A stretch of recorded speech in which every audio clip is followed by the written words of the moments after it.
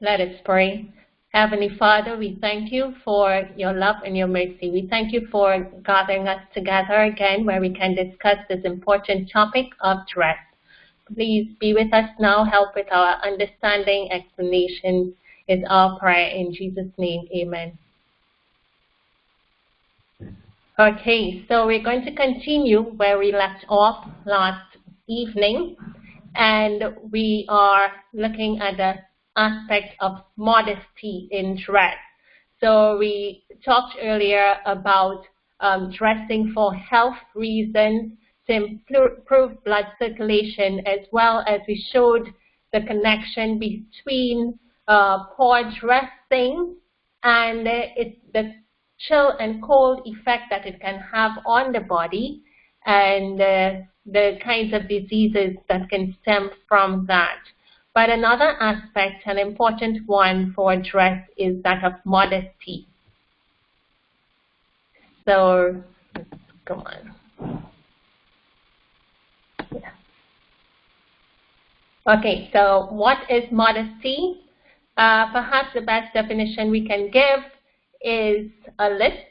If you look through the thesaurus and you find a list of what describes modesty, it's humility, lack of boastfulness, humbleness, restrained behavior, plainness, freedom from vanity, restraint, lack of self-importance, simplicity, and reasonableness. All right, so all these are different synonyms for modesty. You're thinking about being humble. It should reflect in the way you dress, not boasting in your dress and so forth, as we look at modesty and clothing.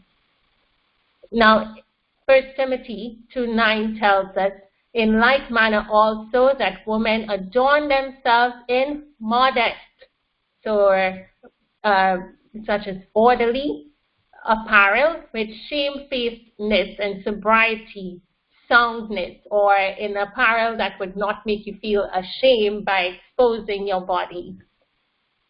Now, in Proverbs, we see a definition of a wicked woman, and also in Proverbs chapter 33 gives a description of a good woman. And a good woman, you know, that she would rise early, she'd take care of her household, her children would always have food, her husband is taken care of, she's very industrious, doing things with her hand, selling, you know, that's the good and virtuous woman. And she is priceless. And however, you do have the wicked woman spoken of here in Proverbs. And in Revelation, there's a wicked woman spoken of too. And if you look at the way in which she is dressed in Revelation, you know, all decked off in ornaments and so forth, very much what is different from the pure woman. And so Proverbs 7, 11, and 12, the wicked woman is loud and stubborn. Her feet abideth not in her house, nor is she without in the streets, and lieth in wait at every corner. Sort of seductive and very subtle in her intent. But my sisters, there is need of a dress reform among us. And as we see our sisters departing from simplicity in dress and cultivating a love for the fashions of the world, we feel troubled by taking steps in this direction, and they are separating ourselves from God and neglecting the inward adorning. And they should not feel at liberty to spend their God-given time in unnecessary ornamentation of their clothing. And this is like, you know, putting on lots of beads and appliques and weaving things on, you know, that can take up a lot of your time, and spending time in beautifying the clothing in such manner is referred to here. How much better might it be employed in searching the scriptures and thus obtaining a thorough knowledge of the prophecies and the practical lessons of Christ.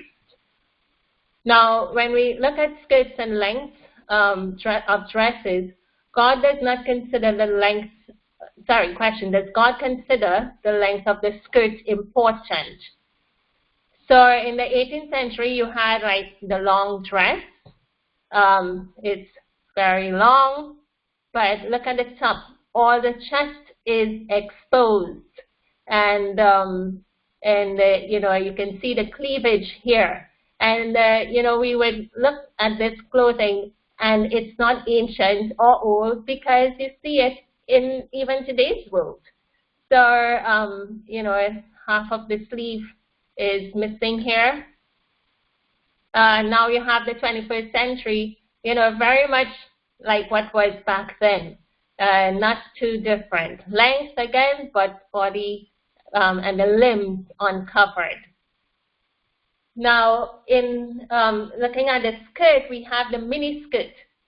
And we have skirts like these, dresses as short as these, and people are so comfortable moving around in them. You know, see them in business places, at the churches, in the mall, walking around in short dresses and short skirts. Where did this come from? In the last half of the 1960s, a London fashion designer named Mary Quant introduced the miniskirt into fashion because, as she said at the time, she liked to go to bed with a man in the afternoon and didn't want to take her clothes off. And this is one fashion which was openly declared to have sprung from an immoral desire. And that was the intent of the creator of this design. She actually used to have these affairs with men and think it's quite easy. You don't have all this fabric, you know, to lift and get out of the way. A miniskirt will just do the job. And so, you know, there's where the miniskirt came from, that short skirt, or if now you have a short dress. And what's the immoral intent? And, you know, we read earlier that Satan invented these fashions. This intent is nothing of God. The purpose, the desire is nothing of God, but straight from Satan himself. And so factors to consider in the length of a woman's dress. Where does your dress reach when sitting down and when bending over, when reaching overhead? Is it too much of the body being left exposed when you sit or bend or stoop or reach?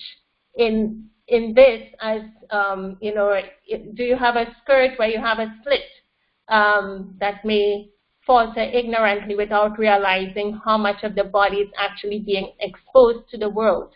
So modesty again, even though you have clothing, when you bend over, is it that people can see straight inside of your chest area, you know, on the clothing? Can they see everything, or parts of your breast and so forth? Can they see that? When you sit, you know, will all your legs be covered properly? And a lot of times, you know, find women with the short skirt, short dress, would sit and have, you know, they keep pulling and pulling and tugging, trying to pull more, but you didn't put much fabric there in the first place, so there isn't much to pull.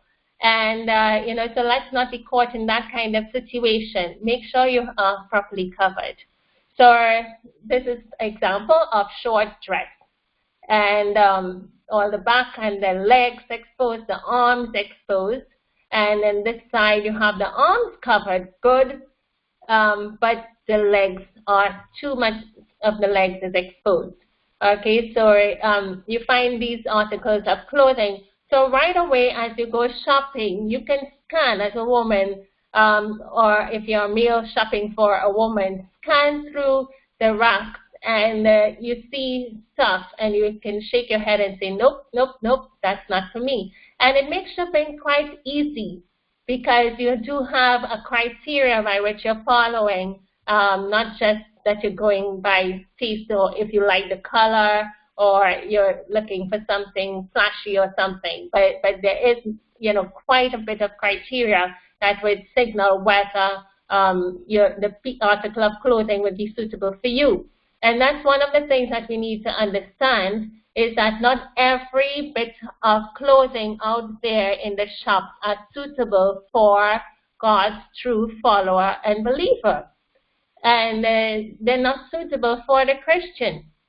So right away, there are clothing suitable for the Christian and what's not. You know, people can actually look at you and tell you what, and, you know, sum up whether you're a Christian or not by the way you dress.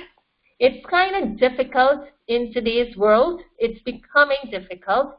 But at one point, it was quite easy to look at a woman and you're able to tell that, you know, that she's a Christian, because by the way she would dress. I've had people stop.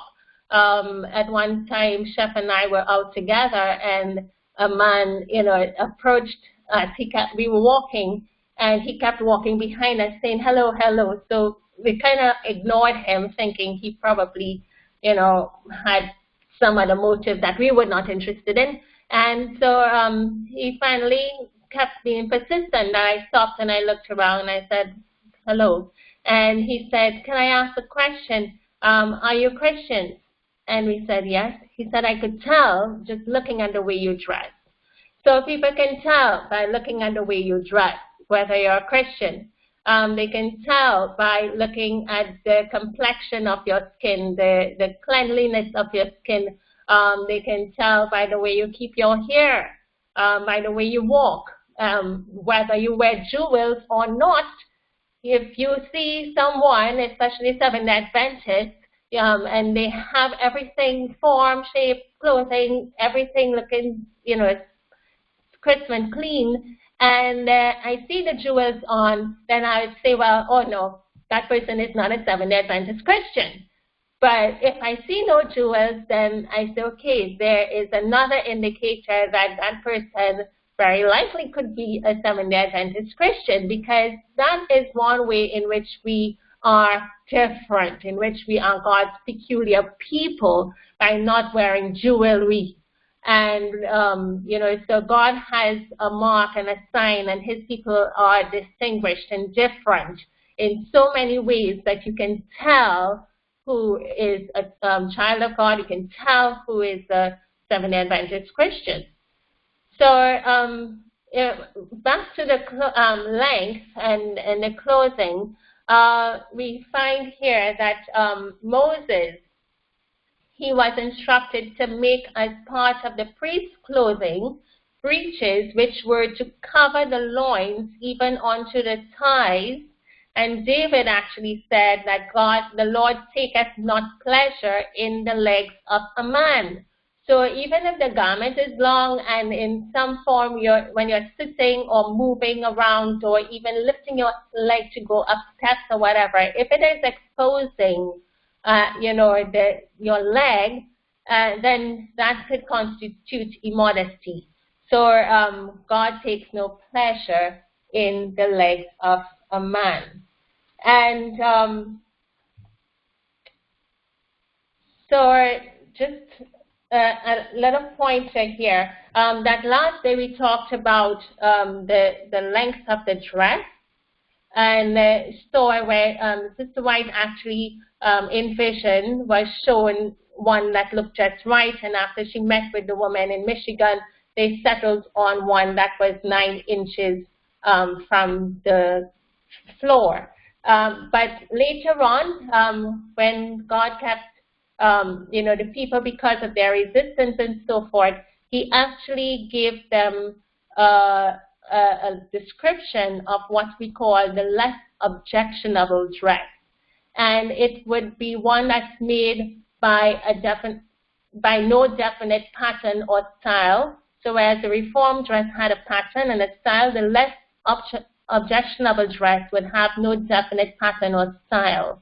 So which tells us that even if today you do have some fashion that comes about that fits within the realms of what true modesty is all about, or fits within what God would require in terms of dressing for health and so forth, and you want to adopt that and use such clothing, then it's fine because there isn't a definite pattern, and you're so free to create your own design.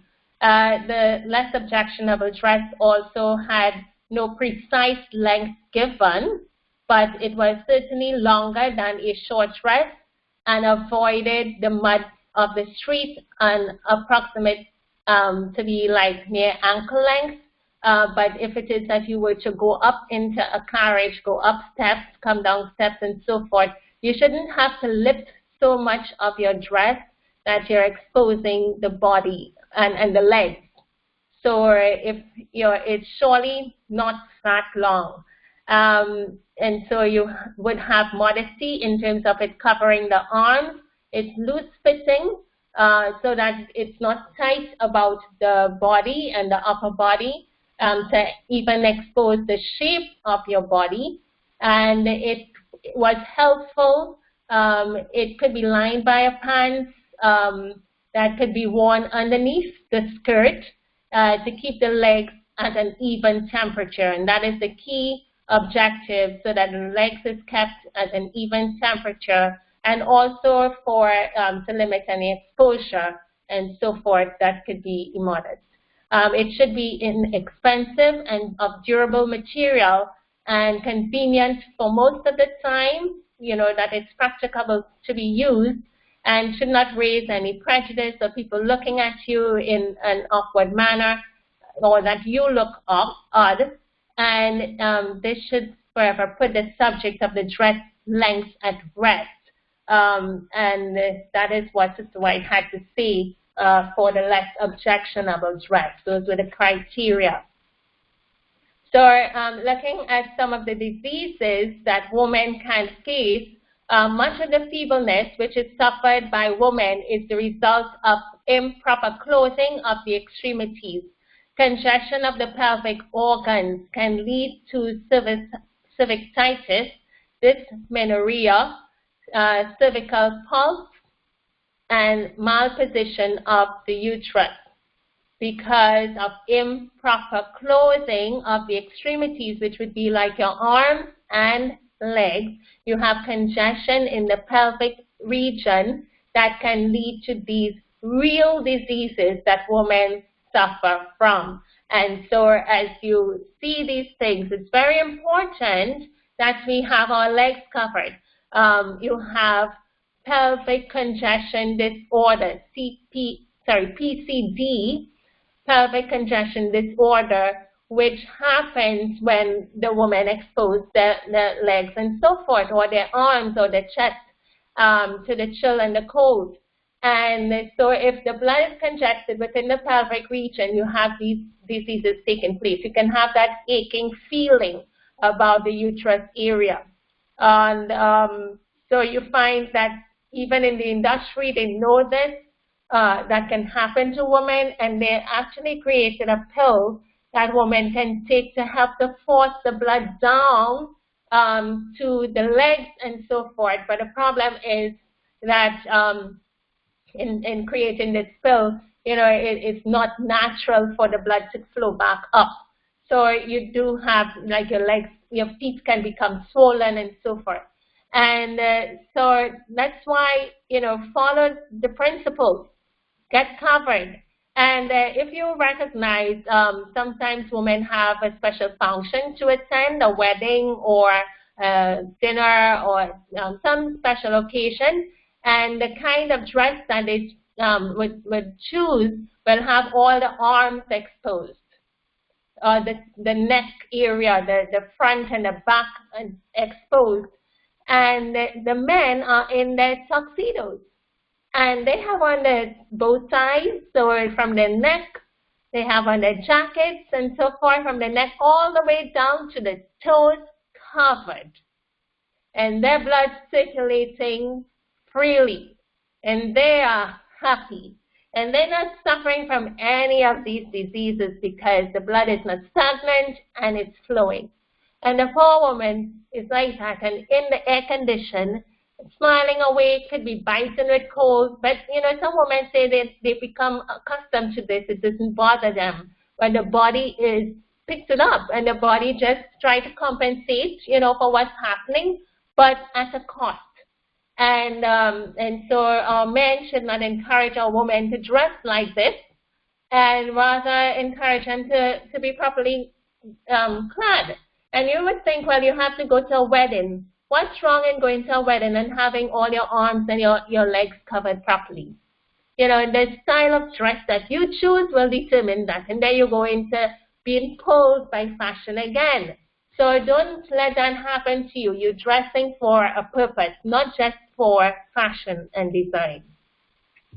So how about those who want to dress to seduce?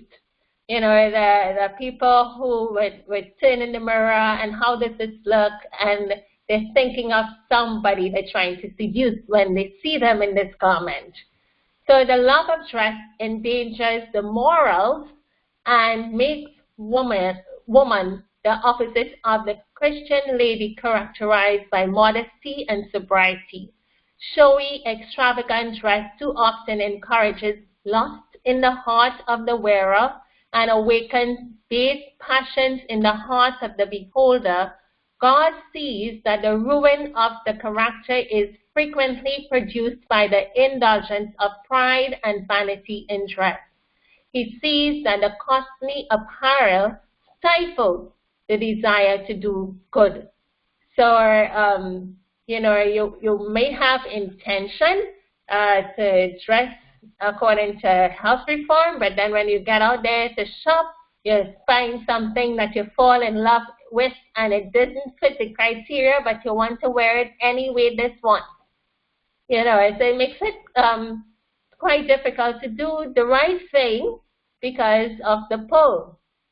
And so, again, just observing the necklines of these forms of clothing that are seductive. What about the low cut neck? So it's low in different shapes, like it could be like a bow neck, a round neck, but it's low down, as you can see the cleavage showing. It may be a V-neck, a sweetheart neckline, a sculpt neck, so which seem to have a lot of fabric when you're up, but if you were to bend down for any reason, everything exposed. You know, so you have the neckline, and then the sleeves. You have strap sleeves or sleeves with dresses without straps, so you have strapless or sleeveless dresses. And then what do? You put a scarf on and around and a scarf that is see-through because you don't want to hide the dress under there. You know, so the scarf is see-through. You're still seeing everything. You know, you're not covered, essentially. And you may have a cap sleeve. And let's, you know, pay attention to these cap sleeves because there are dresses today that a woman wear even to church that has a little cap sleeve.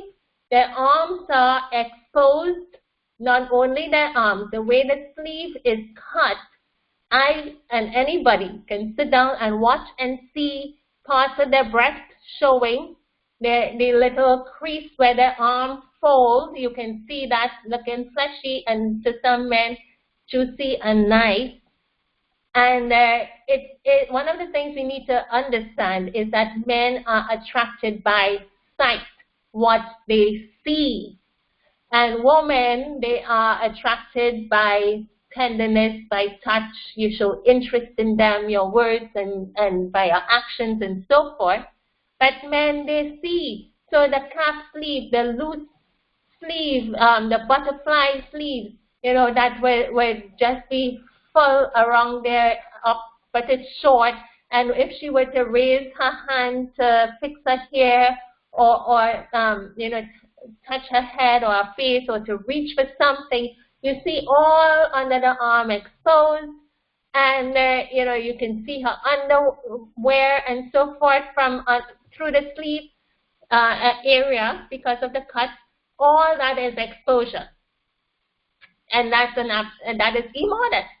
That dress is immodest. So what do you do if you have something like this? You get a jacket and you put over and you clothe yourself properly. You don't want to be so exposed.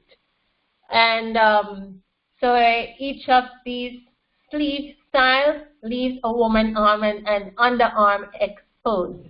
The underarm is directly in line with the bust, and often portions of the undergarment can be seen. And, you know, men have actually said that this part of the flesh, they look at it and it's so provocative.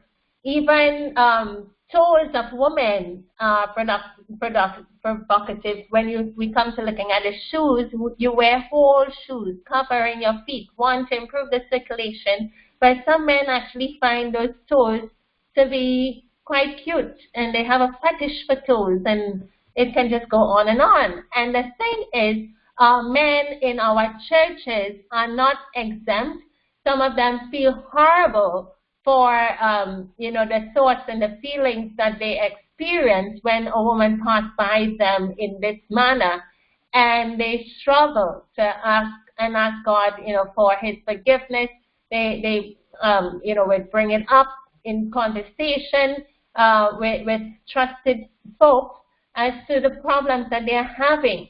And we are meant to be our brother's keeper, literally. And so as women, we're not supposed to be dressing in this manner so as to, you know, cause our men to fall. And we're talking about single men, married men, the pastor, the elders, and everyone, the young and the old ones too.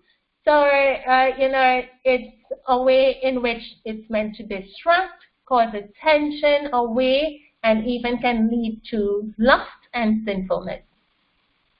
So this is all what we're talking about. You know, all hair exposed. Pretty fabric, but not enough. When she leans, you can see it all on the inside. This is another thing. So folks may wear their wedding dress looking like this. And what do they may say, okay, well, I'm going in a church, let me add some little fabric here, like a little mesh here. When you do so, you're still seeing the back. You're not fooling anyone. You cover up here, you know, you're still exposed. Look at the lace material. You can still see the skin.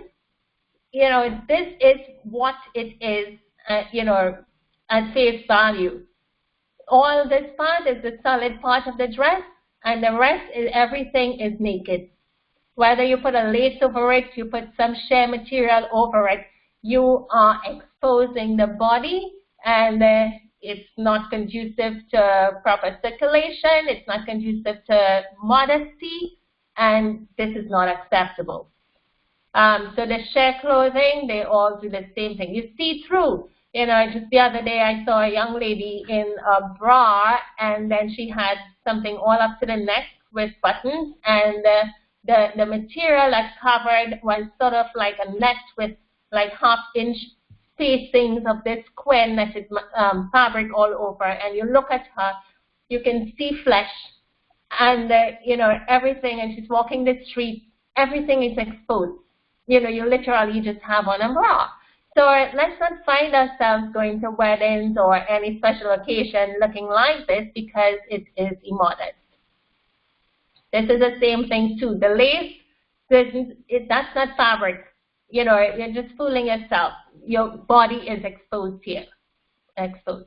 So when trying on clothing, you know, you sit, bend, lean forward, look in the mirror, have others look at you, make sure that you're covered. These are some others. Again, all the arms exposed, long, but arm exposed, neck too much exposed, not good. Same thing on this side, splits all the way up. This is actually the length of this dress, because once she sits, you can see straight up the alley, and then in walking, everything, the entire leg, totally immodest. And this is another one. I think that to see boobs there would be, you know, subject matter for days in the imagination of some men. And, you know, as a lady, I observe these things quite easily too. Look at the arms. You can see all those nice succulent flesh areas there. Totally distracting and down the lustful lane.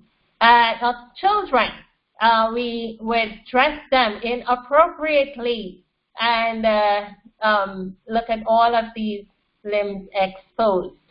What about our underwear? You're probably saying, you know, this Sister Nash is just touching everything. But if you're looking for, you know, health and for warmth and comfortable clothing, then okay. So in the underwear, you know, vitality is expended unnecessarily to supply heat that is lost with insufficient clothing. And usually proper dress also demands warm, appropriate underclothing. So if you have the kind of lacy material, you know, you can have too much air there, and it could be cold. But rather instead wear absorptive cotton material for your underclothing, not the synthetic fabrics that would keep that body part warm and hot. So you want the under part area to be cool, and cotton underwear will be great. And I even would say try and get like a white cotton underwear. White because, you know, it's lighter, it's not like dark colors to attract heat. But cotton at the same time too, even when it comes to certain health issues like fungus or candida, bacteria growth, and so forth, it's better to have white, light cotton, light colors and cotton material in that area. Whereas if you use the synthetics, you find it traps heat, cause too much moisture within the crotch area, and that can lead to bacteria overgrowth in that area. So you have these things. Then the bras, let's try not to have these padded bras that would attract too much heat to the breast. Remember, we talked about temperatures earlier, where the breast is about 88 degrees Fahrenheit, much cooler than the body, and it's for a reason. You know, it's extended. So by wearing these padded bras, you warm up that breast too much, and the mammograms show an increased breast temperature in breast cancer and many benign lesions. So it is meant to be cooler, but we can warm it up too much with these padded bras. If the breasts were more warmly clothed than the extremities, the resultant increased temperature makes them susceptible to various diseases, from inability to nurse one's infant to cystic disease and even tumors. You're attracting too much blood. Too warm blood gravitates to warmer areas, and there's too much blood within the breast when it's meant to be cooler and not as hot. So you find that the odds of getting breast cancer, you're told, you know, if you're wearing the bra over 12 hours a day, your risk is increased. Women who wear bras 24 hours a day had a 3 out of 4 chance of developing breast cancer. Women who wore bras more than 12 hours per day but not to bed had about 1 out of 7 risk.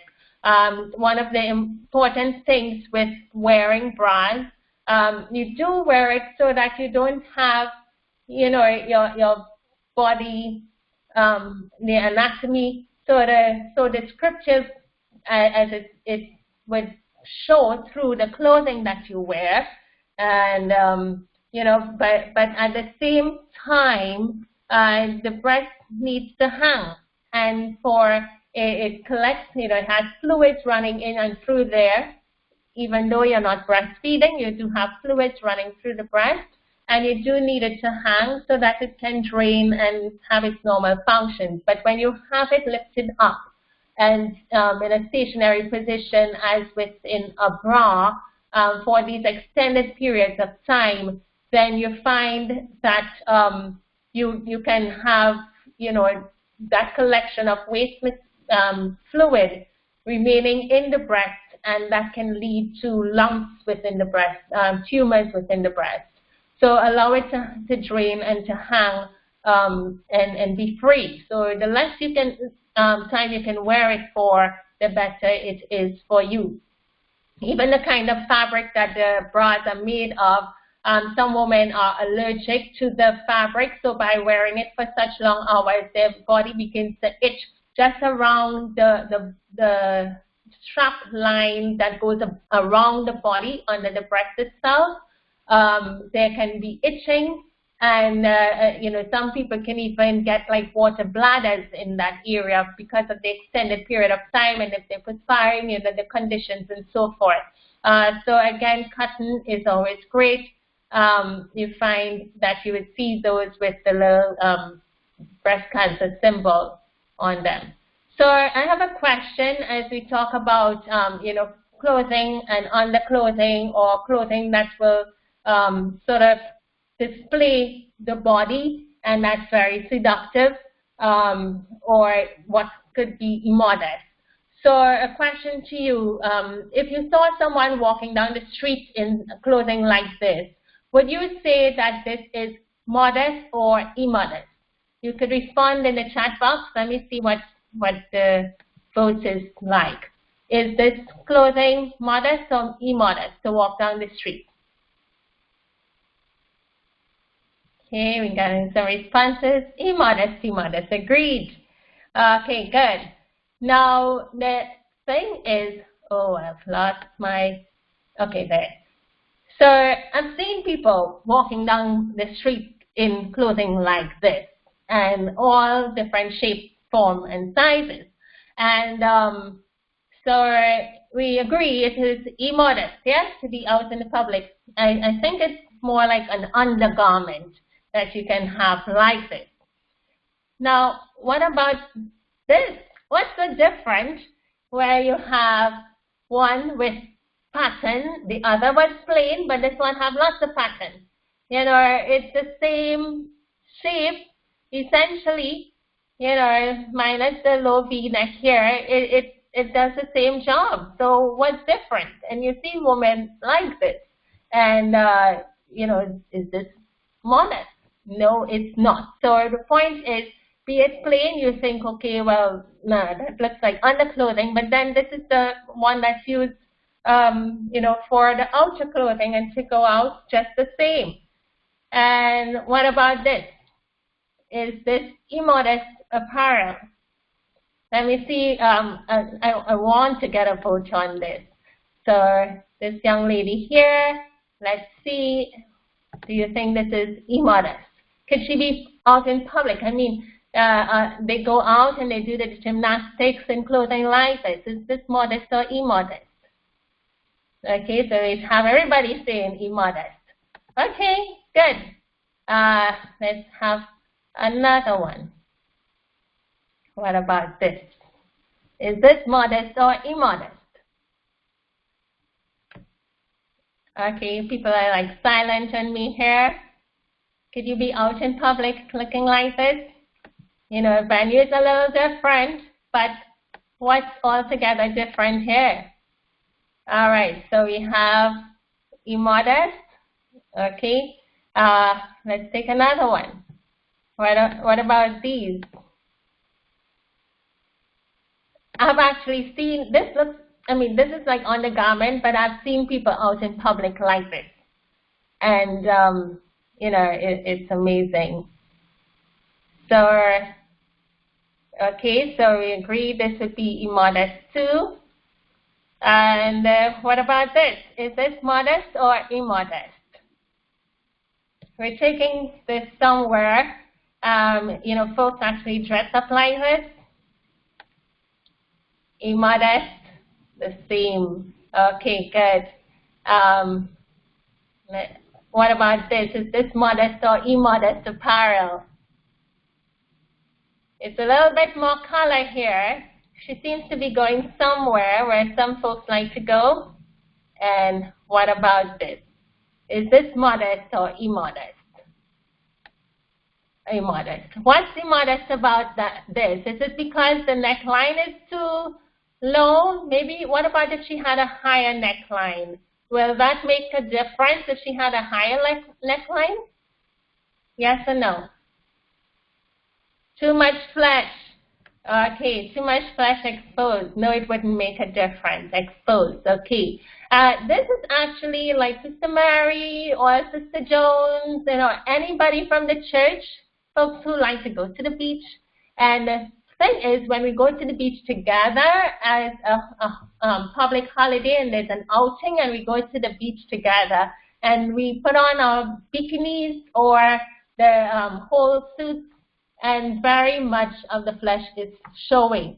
If this is the superintendent, she looks all nice and dandy in church covered, and then on the Sunday there's an outing and everything, and nothing is left for the imagination. There's another one.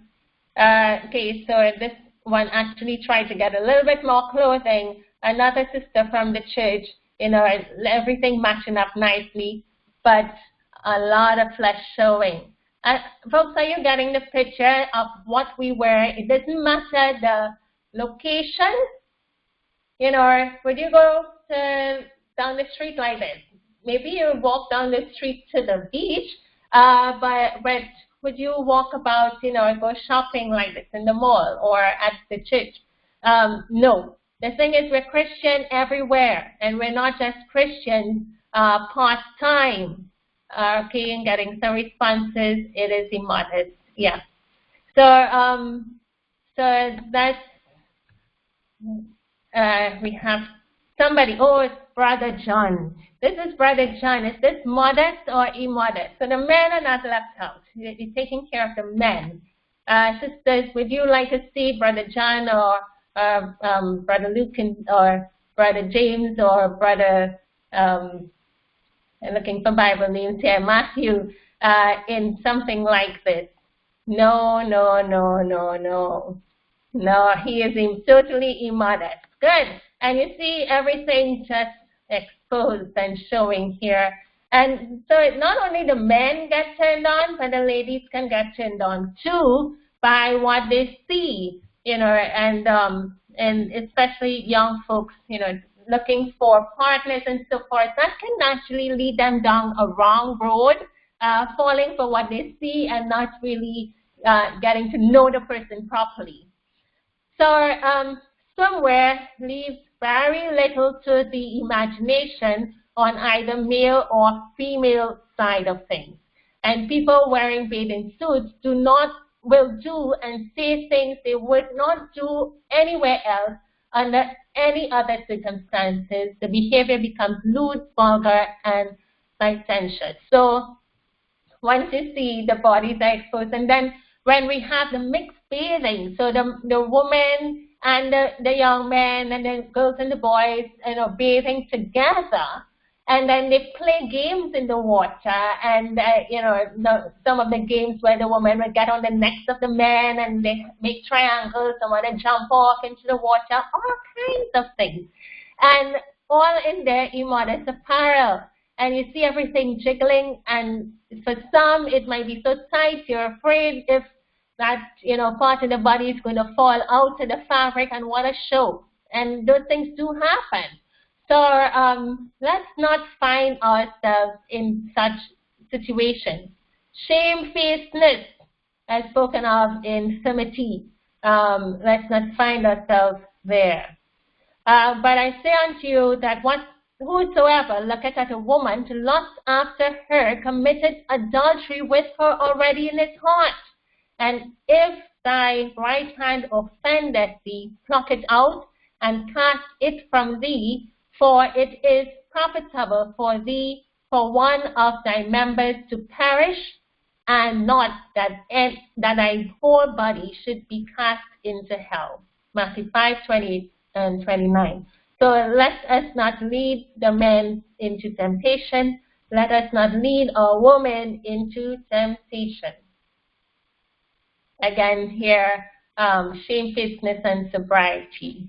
Okay, so we want to look at broidered hair or gold or pearls or costly array, which becometh women professing godliness with good works. Now, when that was written back there in Timothy, I actually went back to see what the Grecian women did with their hair. You know, what could they be talking about here? And a lot of time and attention and money were spent into fixing the hair in varied forms. And, you know, so they will have all these ties and pieces added on to the hair. We're told that some of them even shaped the hair all up like to look like a temple, put glue and other kinds of material in the hair and had it like in a spiral going up to shape like a temple.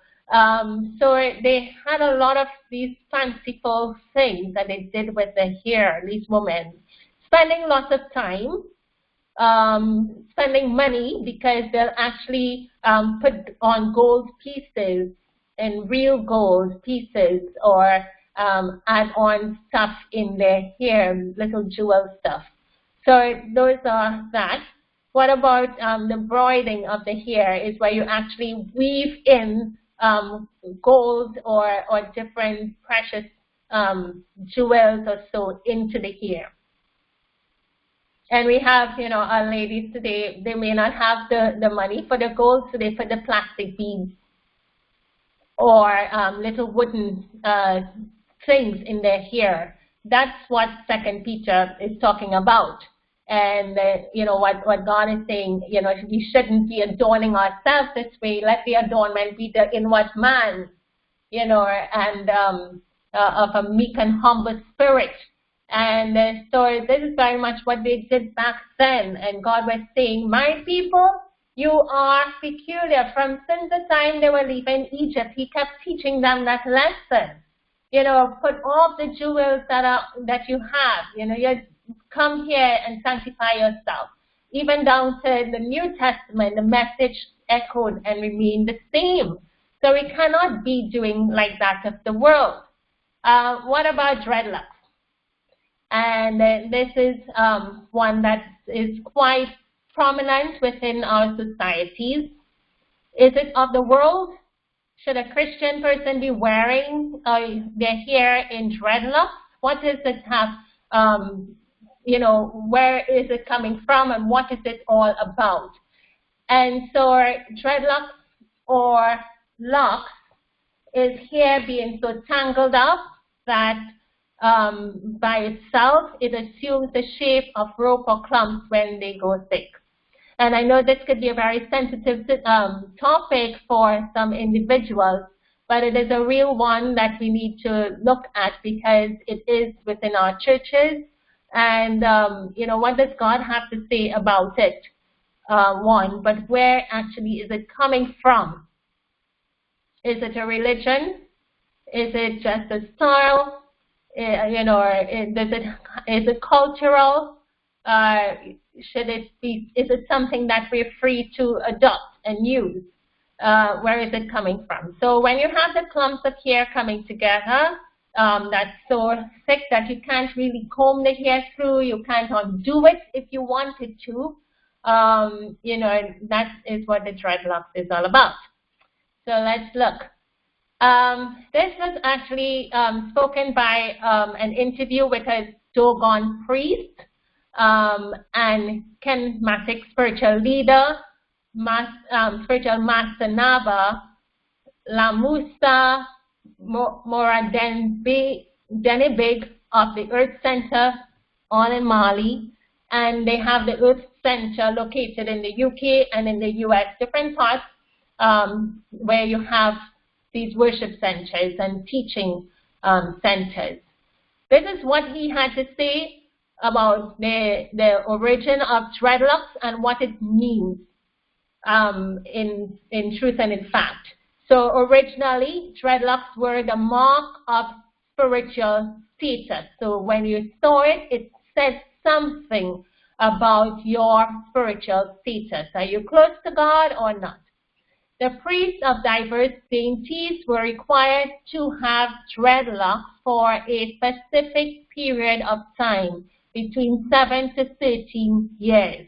They were also they may also be required to shave every hair from their body and it depended on which deity they were associated with, which deity they were worshiping, that either they were required to wear dreadlocks, their hair in a dreadlock form, or their deity may require them to shave off every hair from their body, from head all the way down, their on private parts and so forth, kept shaved.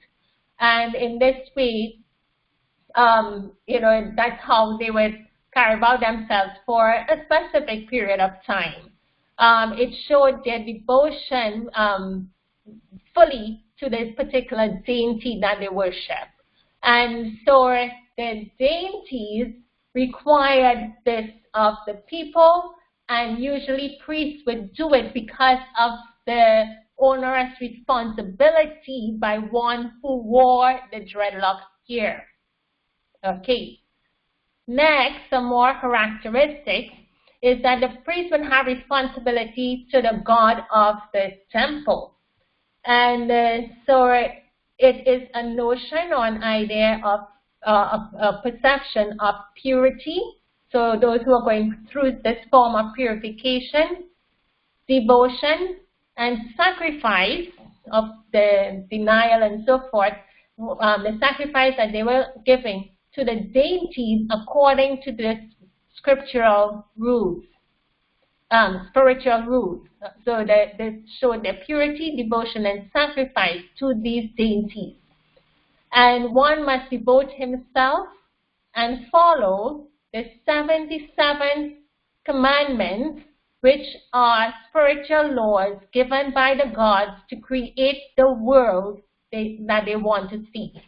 So these deities and these gods would be, ones that the folks would be worshiping, and the way they dress. So we're talking about dress reform, the way they wear their hair and carry about themselves in terms of the do's and the don'ts, observing these 77 commandments that are listed and stated down. And these are real commandments, and I'll show you in a bit.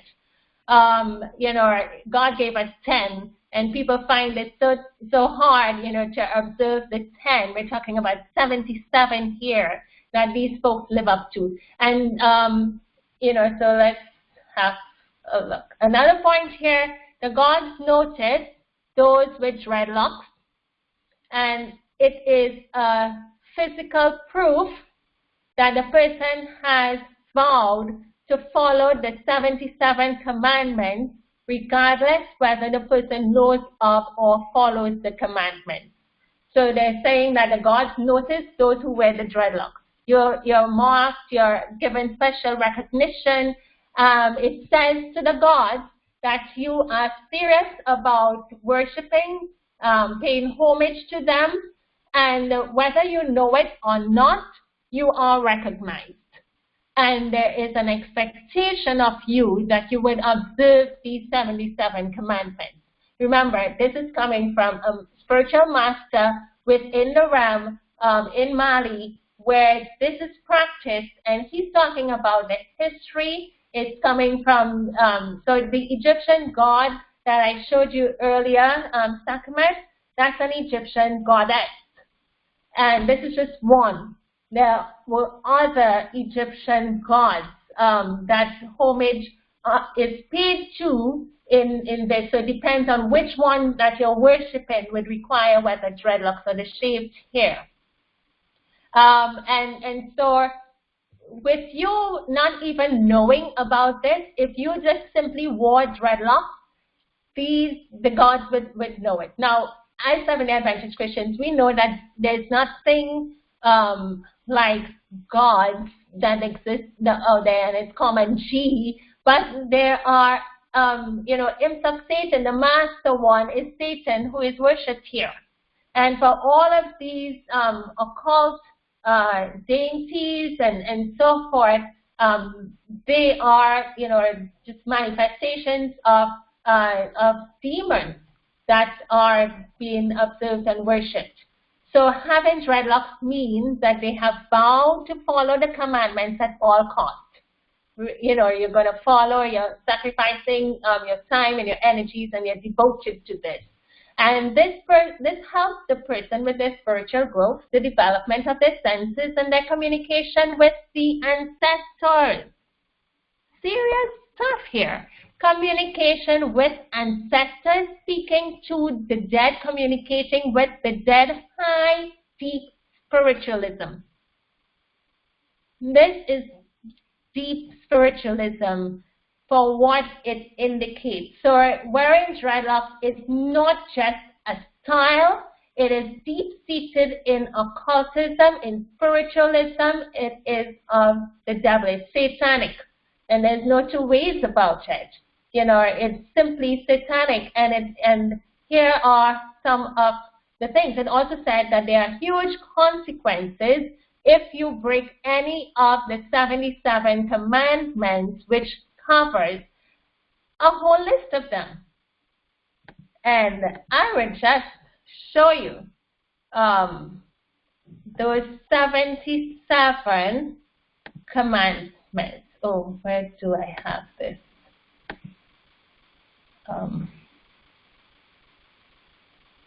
Oh, so sorry, I thought I had it. Oh, I'll just go straight to the link here. Just copy the link, and this is all online.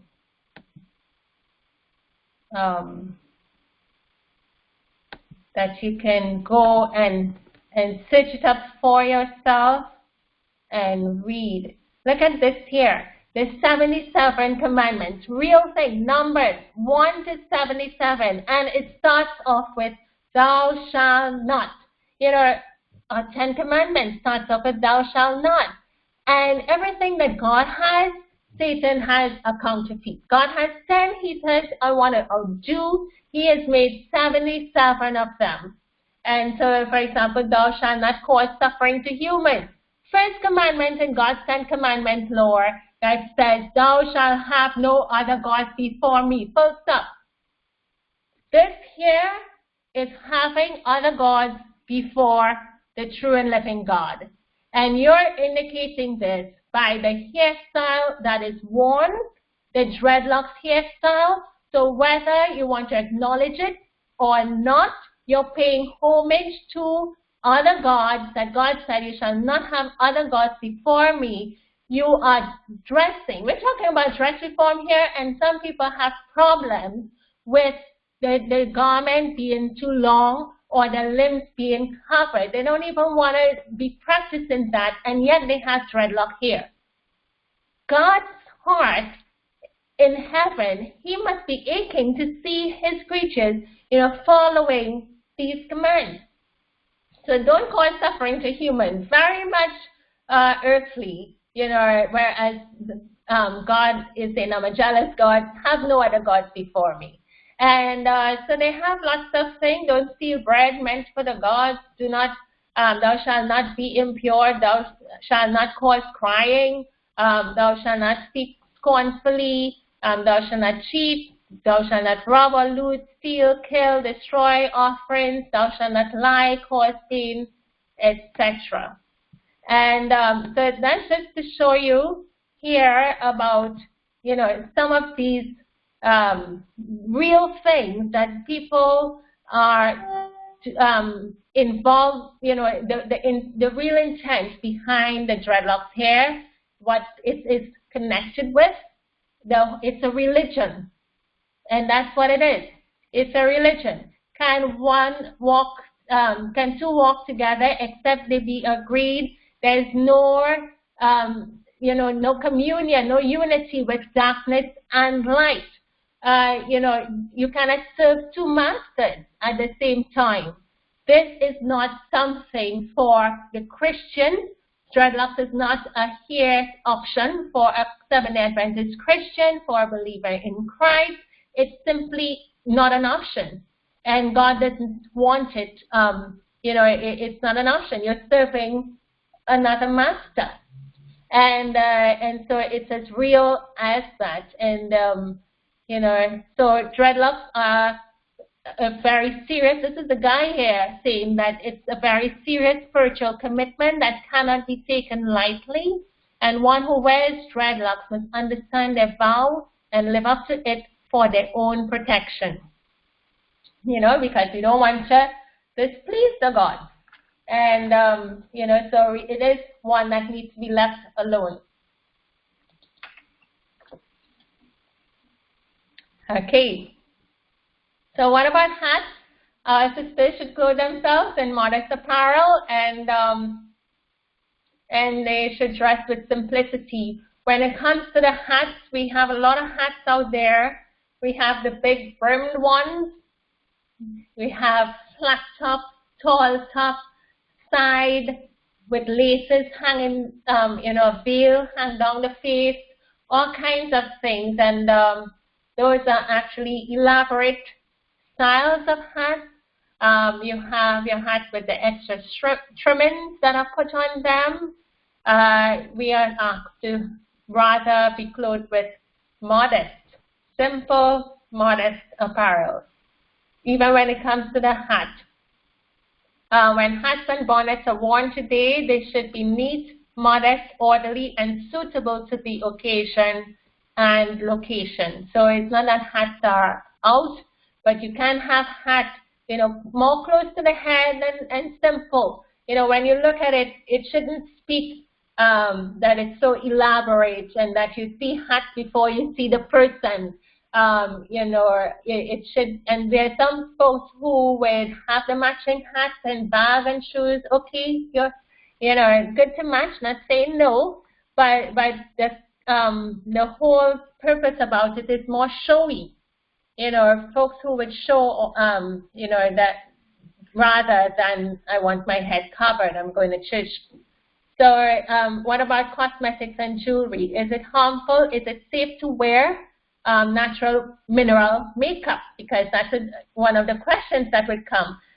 Could I wear makeup not with all the synthetic material and with coal and petroleum and so forth, with toxic stuff, but what about a natural one? Could I use that, or a natural lipstick? Some people would take like beetroot and make red lipstick. You know, can I do that? What about jewelry, having jewelry for a purpose, like rings and so forth? Can I do that? Let's see what the Bible has to say. Makeup. 2 Corinthians chapter 9, verse 30 was the first ever recorded history of makeup. So when Jehu came to Jezreel, Jezebel heard of it and she painted her face. That's the first record in the Bible or in any written history where you have someone painting their face. And who was it? Jezebel. And she was the priest, the daughter of a priest that was a heathen. And so she was the leading one in this. She didn't have a good character either. She was a murderer. And she was someone that led the children of Israel away from the true and living God. And so Jezebel, with her wickedness and her wicked stuff, she tied her head, looked out of the window, and her face was all painted. And sometimes, you know, some folks would paint their face. They'll put on the foundation and the makeup, and you would look at them and no way would you recognize who they are until they open their mouth and they speak as their name. You know, it can change you, change up who you are. So you find too that in Ezekiel chapter 23, verses 38 to 41, in verse 40, that it shows in that entire chapter passage, it shows that there's a spiritual adultery as you see the makeup into play here. So in verse 40 actually talks about, Lo, they came for whom thou didst wash thyself, paintest thy eyes, and deckest thyself with ornaments. So the makeup and the jewelry connected with spiritual adultery. So the painted lady you have in the book Health Reformer, curls and cosmetics, these are like added on curls and so forth, are in are all in requisition to enhance the beauty of the human face divine. But what is the result? Youth's roses only flee the faster. Old age will creep on apace. Rouge cannot hide its wrinkles, nor can it make any face beautiful. Beauty is natural.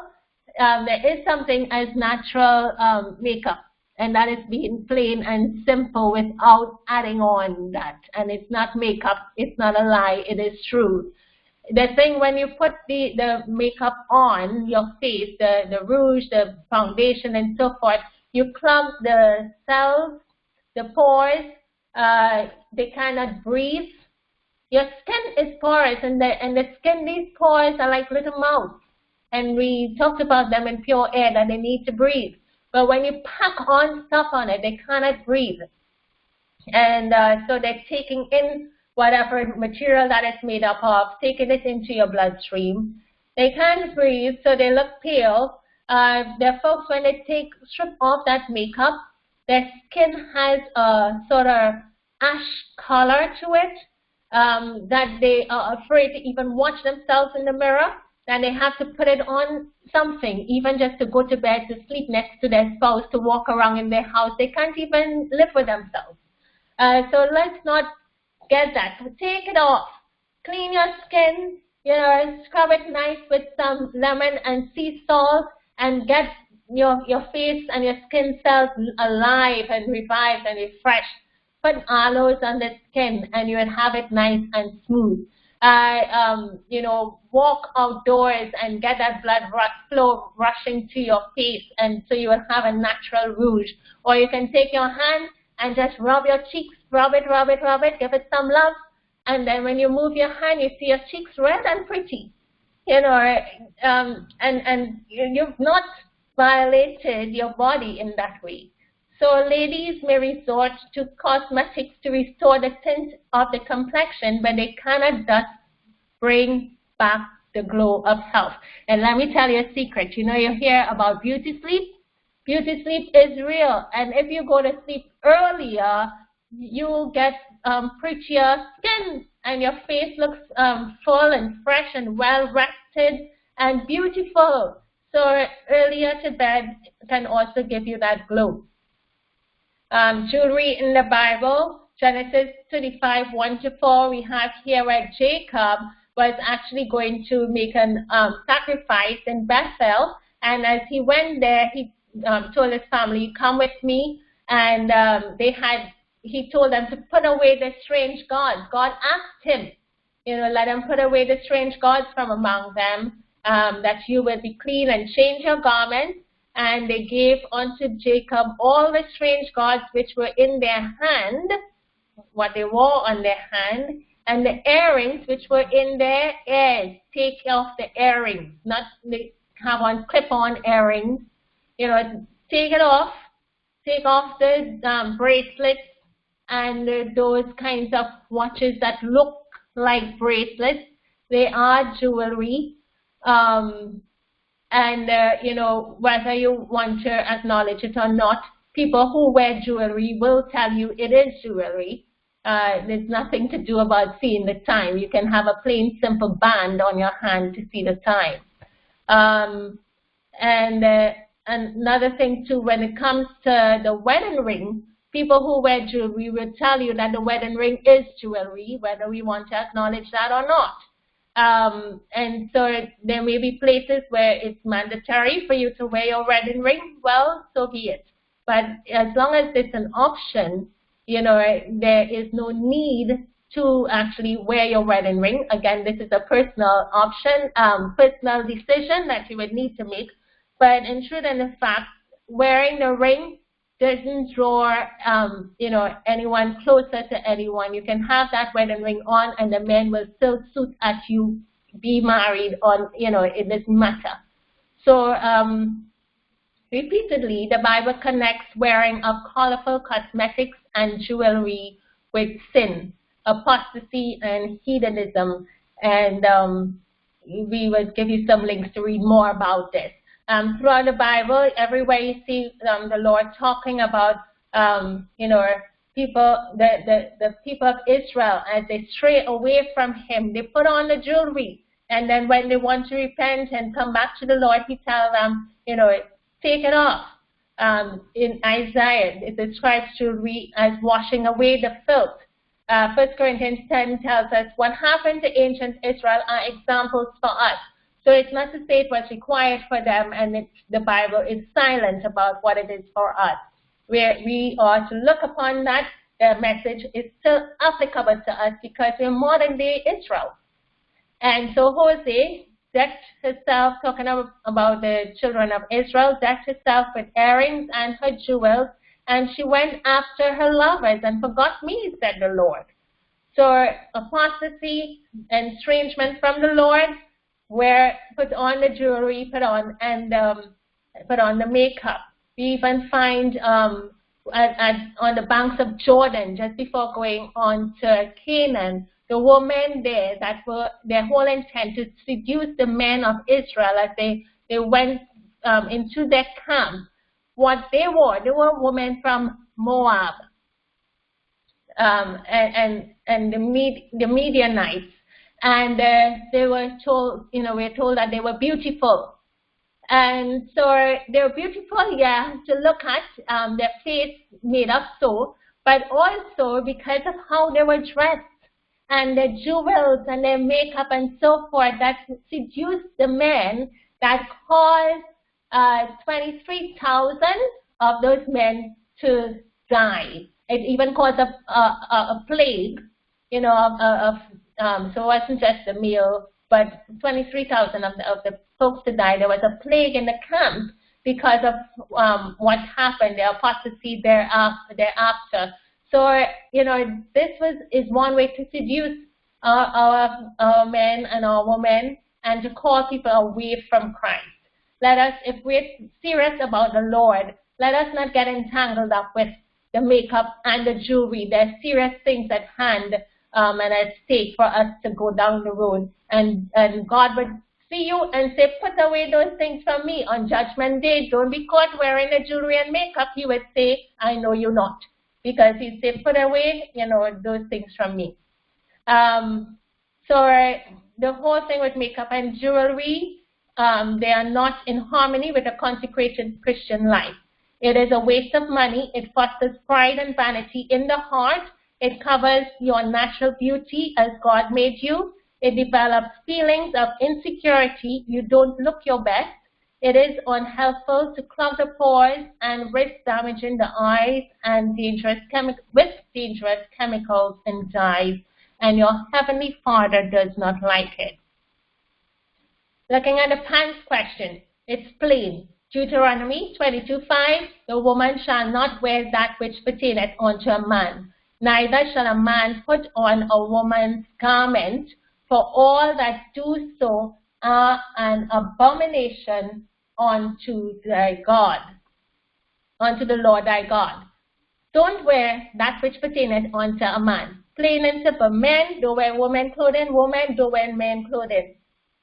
And God knew it was going to come. He said it's an abomination. Anything that is abhorred, loathed, hated is an abomination. God, that's how he feels about it.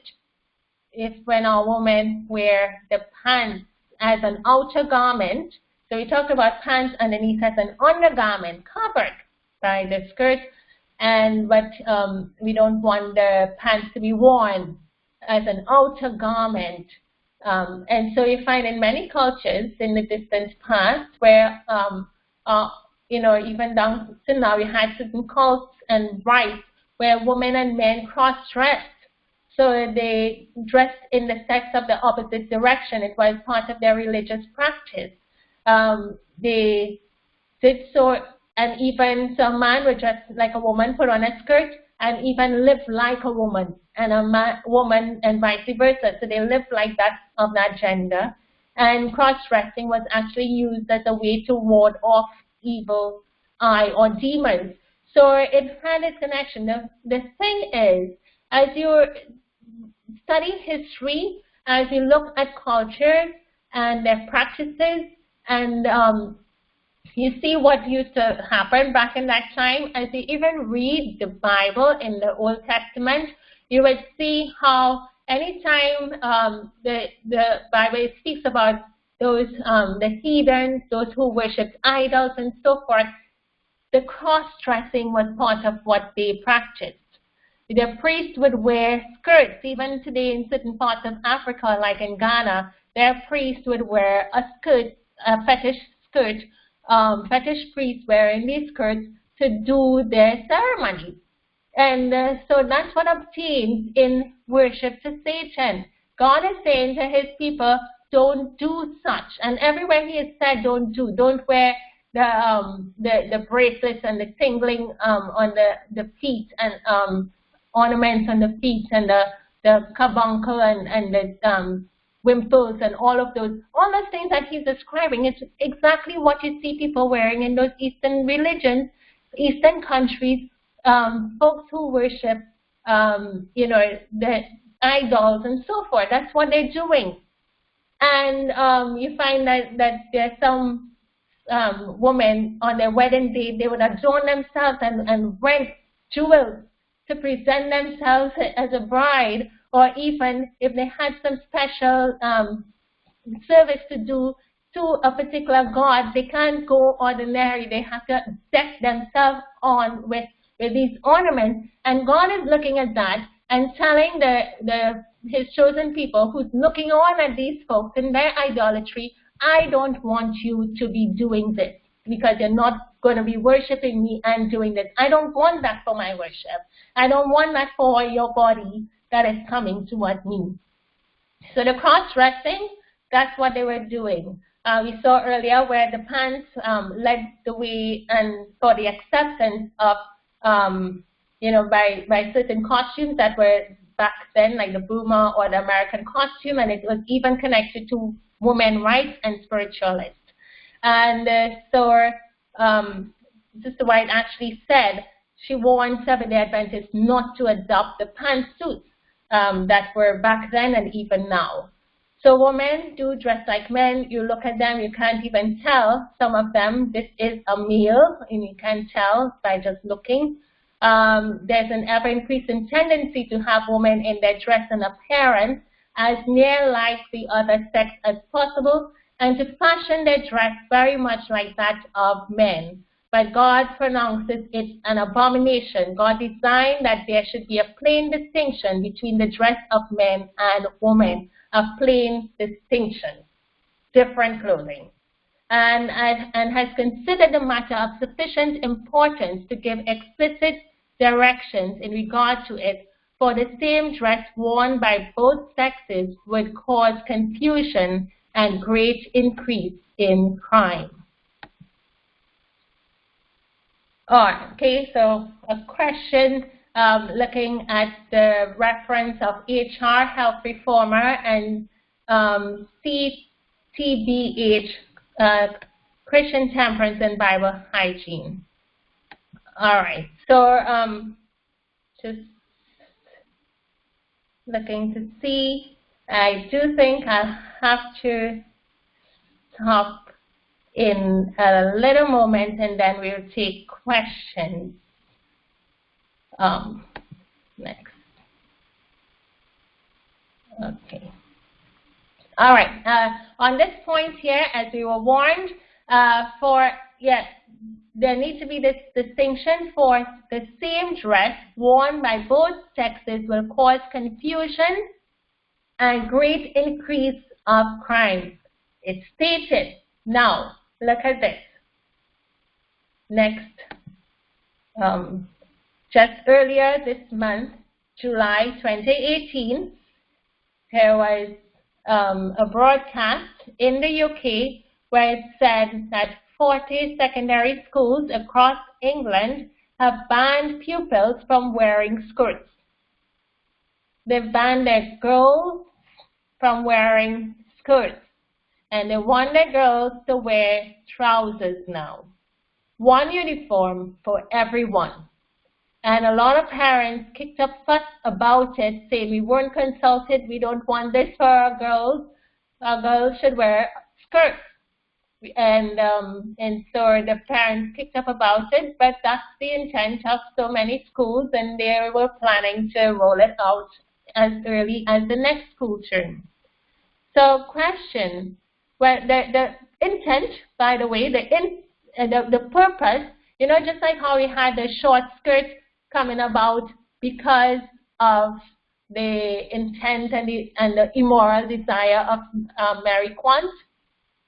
Now you have, with these schools, they have actually recognized a certain group of their students that want to become transgender students, you know, people. So because of the transgender lifestyle, they don't want them to feel pretty odd, and then they are recognized or ridiculed or treated in any way. So they have said everybody wear the same garment. Everybody wear the pants. They didn't say everybody wear the skirt. It's because a woman have left off the skirt and would wear the pants to the malls, to the shopping, at home. Women come with pants to church. So what's wrong in having the girls wear the pants to school? So, you know, 40 schools saw it important. And these are secondary school teenage children who have already made this decision that they want to change their sex. Girls want to be like boys, or vice versa. So they've said, everybody wear pants and no one to wear skirts. What did the word say? When the same dress is worn by both sexes, they would cause confusion and great increase in crime. So it's right here. And in this style of dress, God's order has been reversed and his special directions disregarded. The men shall not wear that which pertaineth to woman shall not wear that which pertaineth to a man. God would not have his people adopt this style of dress. It is not modest apparel, and it is not at all fitting for modest, humble women to profess to be Christ's followers. God's prohibitions are lightly regarded by all who advocate doing away with the distinction of dress between males and females. All right, so he has prohibited this, and we have taken it lightly. But let us not find ourselves where it is that he can look at us and find us immodest, but all in observing what God would have us do, how he would have us dress. Let us make sure that we are distinct in our dress between male and female, women wearing women clothes, men wearing men clothes, and not sharing them. So we would end here and close for questions.